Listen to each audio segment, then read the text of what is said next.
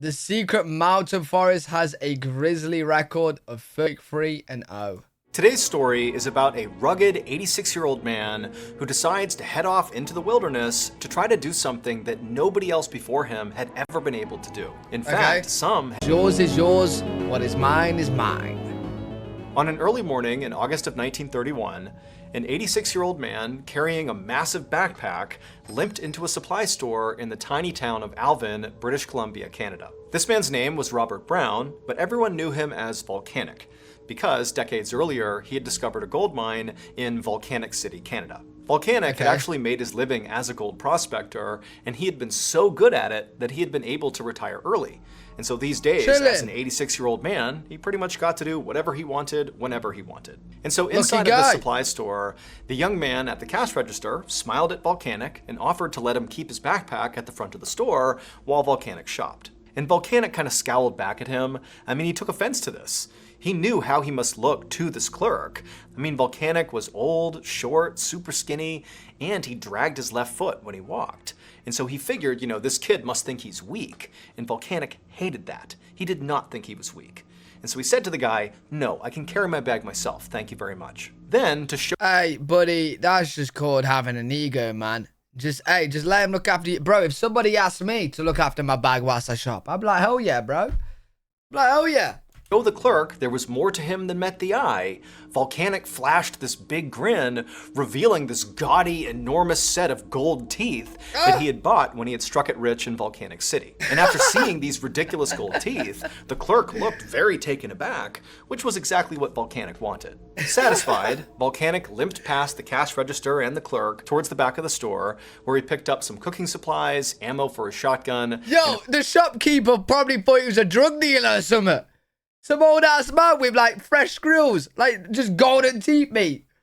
If this is a drug dealer, he's probably thought, oh damn, I'm messing with the wrong guy here. Pen to write in his journal. And then he took everything up front to check out. Volcanic watched as the clerk furrowed his brow as he rang up the items, clearly trying to make sense of what Volcanic was up to. He asked Volcanic if he was going camping by the Pit River that ran through town. But Volcanic said no, he was going to the Pit River first, but he was going to hike all the way along the Pit River, go through the mountains to another body of water called Stave Lake. And That's before beautiful. the clerk could ask any questions, Volcanic said he was going there because there was a hidden gold mine he was going to explore. And at this, Volcanic watched with delight as the clerk's eyes got wide.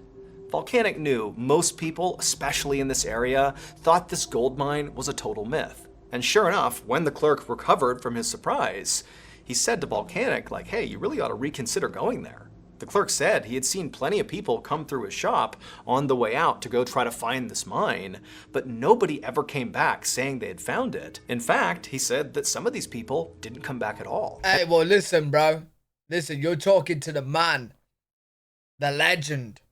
Volcanic, mate. He's already done it before, bro. This guy's gonna find it. At least 2 people had died because the hike to Stave Lake was miles and miles through extremely dangerous terrain. Volcanic waited until the clerk was done lecturing him, and then he leaned over the counter and he whispered to the kid that he was different. He had a secret that would allow him and only him to find that mine successfully. And when he did, he would come back to the store and he would lay the gold down right on the counter just to prove it to him. Then Wait. He's an 86-year-old man. Yeah, you know when he's fighting his gold mine?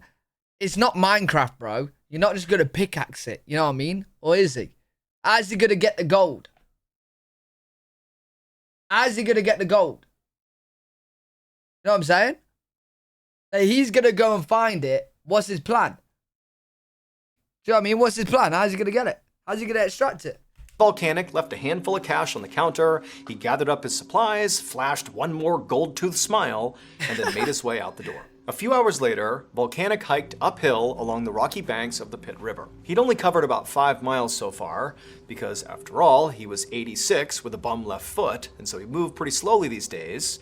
But even still, only 5 miles into the journey, he already felt totally cut off from civilization. The Pit River was about 1,000 feet across, and it was surrounded on either side by a thick forest. Volcanic was hiking parallel with the river, with the water on his right and the trees on his left. It was a stark and isolated setting that would make most people feel small and vulnerable. But after so many years working as a gold prospector, Volcanic was very accustomed to being out in the wilderness all by himself, Okay. so this felt normal. Now, of course, decades had passed since the last time Volcanic was a gold prospector, but even now, at his old age, he still felt like he was the skilled outdoorsman he once was. Volcanic kept on hiking uphill, staying close Age to is the just a shore's number, edge, bruh. until the sun began to set. And by that point, the trees on the left had begun to thin out, and Volcanic was finally able to see kind of far out beyond in the direction he was going. And he saw off in the distance there were all these mountains. And as soon as he could see these mountains, he pulled out his journal and he flipped to the last page and he studied the page and then looked at the mountains and he smiled. It was going to take weeks to reach the gold mine, but he knew he was going the right way.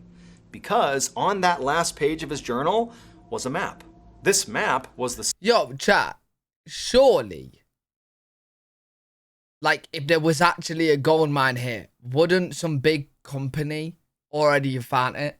You know what I'm saying? Bewitched, thanks so much for the 1,000 biddies. secret that Volcanic had told the store clerk about. It was the thing that was going to allow Volcanic to reach that gold mine where so many others had not. Volcanic had actually drawn the map himself several years ago. Back then, he'd been panning for gold in northern British Columbia when he had run into this indigenous woman in the forest. And this woman was deathly ill, and so out of the kindness of his heart, Volcanic had given this woman some healing herbs and then stayed with her for days until she was nursed back to health. And this woman had been so grateful to Volcanic that she had told him a secret. She told him that the legendary gold mine out near Stave Lake was absolutely real. They're And she said she everywhere? knew this because her father was friends with the guy who discovered it. The man's name was Slumac. And she said he would go into the wilderness for days at a time, and then when he came back home, he'd come bearing these huge gold nuggets as big as chicken eggs. And not only did this woman tell Volcanic about this mine, she gave him directions to it. And so as she did, Volcanic took notes in his journal, and then used those directions to construct the map. However, Yo, I ain't gonna lie, bro. If I found a gold mine, yeah, that nobody else can find, and I found it, I ain't telling no one, bro. I ain't telling no one until I've extracted all the gold for myself. before Volcanic parted ways with this woman, she gave him a warning. Right before he died, she said Slumac put a curse on the mine. And so now, if anybody tried to reach the mine, the forest itself would stop them. Hey, that's selfish, bro. Even though I'll do the same. Before I became a I would do the professional same, but that's photographer, selfish, there was bro. all those sorts of things inspire, and so from them you're gonna build a form, or you give it a fear of. You're not telling either. And so now, standing in a clearing beside the Pit River, Volcanic thought back to that warning. He wasn't afraid of what she said, but just to be safe, he figured he would spend as little time as possible in the forest, and anytime he needed to pitch his tent along this journey to the mine, he would do so as far away from the tree line as he could. This was actually Volcanic's second attempt at trying to reach this gold mine. 5 years earlier, he had attempted this exact same hike. On that attempt, okay. despite Volcanic reaching the shores of Stave Lake, which apparently was right near the entrance to this gold mine, he had to stop because he got a severe case of frostbite on his left foot. That frostbite had caused 3 of his toes to die and rot, and so Hey! And now you're thinking it's smart to do it 5 years. Bro, you're not getting younger, my guy. You're 86, bro. So, you lost 3 toes at 81. And now you think at 86 you could do it? You've lost 3 toes, bro. Oh, bro, come on, man. Volcanic had to amputate all 3 of them with his pocket knife right there out in the wild. No anesthetic, nothing. And so Nah, I this mean, is why Volcanic he's had to different. turn around on that attempt. He's different. And it's why he now walked with a limp. And Volcanic had to admit that the fact that he had been forced to literally cut off his own toes did make it seem like he had become a victim of Slumac's curse. But he also knew that it didn't take a curse to make the Canadian wilderness dangerous. He just should have worn thicker socks. Just then, Volcanic heard a twig snap somewhere outside of his campsite in the darkness. And so instinctively he shot up, he grabbed a shotgun, and he turned towards the sound, half expecting a bear to come charging out of the woods. But after standing there for several minutes, nothing came out of the forest, and eventually all Volcanic could hear was the gentle sound of his fire and the river. The forest was totally still. As his heartbeat slowed down, It's a ghost. Volcanic told himself that, the sound he heard must have just been a rabbit running through the forest, nothing to worry about. And so he lowered his gun and steadied his breathing, and he looked at his fire and he gave half a thought to just leaving his campfire burning, just in case he heard something else, he'd have some light to go out and see what it was. But he thought he was being kind of paranoid, and so he grabbed some water and put out the fire, engulfing him in darkness, and then he climbed into his tent and fell asleep. The next morning, Volcanic got up at sunrise, packed up his tent and his camping gear, and then hiked all day long. And he did this day in and day out, dragging his left foot behind him for over a month. Hey, why didn't he just, get a wheelchair or something? Instead of, just limping the whole way. Surely there's a quicker way. Why didn't he get a horse, bro? Can he not do it with a horse? Volcanic knew he was moving much slower than a younger, healthier man would. Some days, he could barely travel a mile before feeling so exhausted that he would have to stop. But despite becoming skinnier and more ragged by the day, Volcanic kept on hiking. And eventually, after going all the way down the Pit River and crossing through the mountains, he finally arrived at the shore of Stave Lake, the same place he'd been when he'd had to amputate his own toes. But this time, he was able to keep on going. He's got Volcanic socks. hiked all the way to the opposite side of Stave Lake. He's upgraded. And came to a stop to take in the view. Surrounding the lake were all these huge rolling mountains, and in one spot, Volcanic noticed the mountains dipped down and formed a natural bowl in the earth that was filled with this gorgeous bluish-white ice. That is now, beautiful. even though Volcanic had never been to this place before, That he is knew beautiful. instinctively that that had to be Stave Glacier. And this glacier meant everything to Volcanic because it was the last major landmark on his map on the way to this mine. According to his map, the entrance to the gold mine was located on the side of a mountain not far from the glacier. Now, Volcanic wanted to keep pushing forward and try to get to this entrance as soon as possible. I mean, he was excited. But the sun was starting to go down, and he knew if he kept on going at night, the risk of injury was quite high. He could slip and fall. And remember, it had taken Volcanic over a month to hike into this location. He is way away from civilization. And so if he... Yo, does he realize you have to, bro, is he prepared enough for this long? It's taking him a month. Bro, to go back, it's going to take the same amount of time. gets hurt, nobody's coming to help him. And so he decided he would stop and make camp that night. He pitched his tent well away from the tree line, he ate some beef jerky and biscuits, and then he crawled into his sleeping bag to try to go to sleep. But he couldn't. He was too excited about this mine. He was so close. And so he laid there restlessly for hours, listening to the sound of the wind pick up outside. Now, normally, the sound of the wind would help Volcanic fall asleep. But tonight, it was not helping. It was actually making him feel really uneasy. The wind was loud and fast, howling across the lake. And that's when Volcanic noticed that despite all the noise outside, when he looked at the fabric of his tent, it wasn't moving with the wind. It was totally stationary. What does And so that mean? Volcanic sat up and he opened up the flap of his tent and looked outside. And the second he did, it got even louder, the howling wind. But he couldn't feel any wind blowing. And so he struck a match and he held it out in front of his tent, and the flame didn't even flicker, again, despite all this crazy howling sounds. What does that mean, That's then? when he realized there was no wind. And so feeling totally unsettled, Then what's Volcanic howling? closed the flap of his tent, got back in his sleeping bag, clutching his gun, listening to this horrifying sound outside that Is he he couldn't make any tripping? sense of. And then by the morning, when the sun came up, the sound just went away. By this point, Volcanic was so anxious just to leave and go to this mine that he didn't eat any breakfast. He just grabbed his journal, tore the map out of the last page, tucked it in his back pocket, and he started hiking. He still felt very uneasy about the phantom wind he had heard all night long, but now his sole focus was on this mine. He knew that if he could find it, he would not only have infinite riches, but he would also go down in history as the greatest gold prospector ever. Bro, I swear he's already rich. He was able to retire young and live his best life because he's already found a gold mine, bro.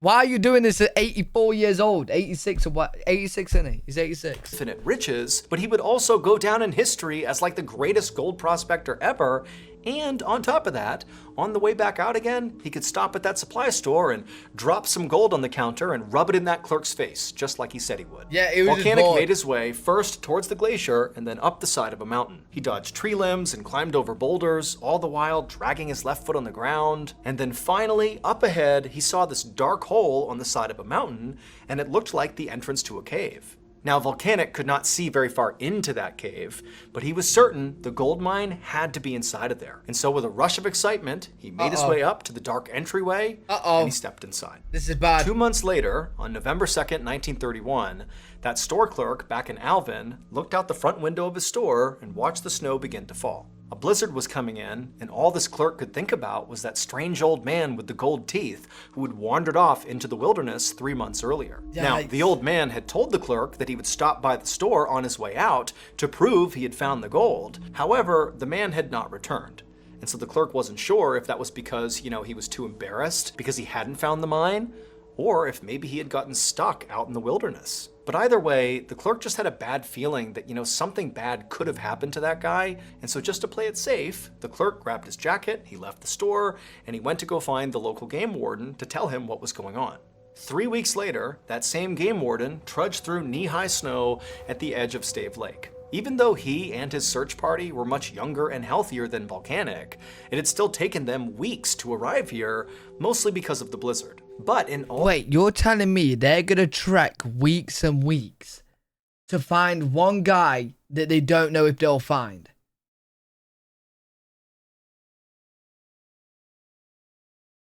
Ain't no way, bro. Bro, if you came up to me and said, yo, we want you to go into the wilderness for weeks and weeks and weeks to find one guy that maybe or may have not gone out there, we don't know where he is or what location. How are you gonna find him? That's not... Yeah, but this rescue party is a bit crazy, bro. How are you gonna find him? How are you gonna find him here? How? You know what I'm saying? You have to... Bro, for weeks? All the time it took hiking to this location, they had not found a single trace of Volcanic. The warden was beginning to wonder if this was pointless, if they should just turn around and head back. And that's when he looked up and he noticed the glacier on the far end of the lake. And in the snow near that glacier was this little pop of color.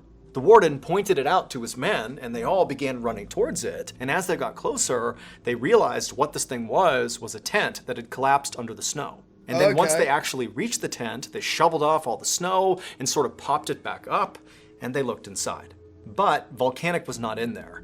Instead, they found an empty sleeping bag, they found some cooking supplies, a shotgun, some ammo, and a journal that's last page was missing. But there was also one more thing that was inside of this tent. On the floor, right near the opening flap of this tent, was a glass jar. The warden picked it up, and he looked inside, and he gasped. Volcanic Brown was never seen again. Don't tell me no it's more explanation toes. for what happened to him was ever uncovered. His body was never found, and there were no signs of struggle anywhere in or near his campsite. But the contents of that glass jar that was found inside of the tent proved that either Slumac's gold mine or Slumac's curse was real. There are two slightly different versions of what people believe was found inside of that jar. The first is that the jar was filled with huge nuggets of raw gold. If this is true, it means the gold mine did exist, and Volcanic must have found it before he disappeared. But the second version of what people say was found in that jar has a much darker meaning. In that version, when the warden held up that jar, he did see gold inside, but it was not gold from the mine. Instead, it was Volcanic's solid gold teeth. Oh, shit. Almost 100 years have passed since Volcanic went missing. And still to this day, no one has ever successfully found the mine and lived to tell the tale. Yo. How do we not know what's in the jar? Is it because it's such an old story? They don't know? How do we not know what's in the jar, bro? We know it's some sort of gold. It's either gold that he's found or it's gold teeth. But to this day, people still keep looking for it, and so far, at least 33 people have either died or disappeared in search of it. Yo, chat, should we all go and find it and split it? I reckon we could do it if we take all of us. You know what I'm saying? All of us. all 135 people right here, right now. Should we do it? And even the people watching this on YouTube as well. That'd be thousands, bro. Let's all go. Let's all go. I will split it. And now, We're chilling, mate. Let's do it. Let's do it. Let's do it. You down? Bro, surely we don't all disappear.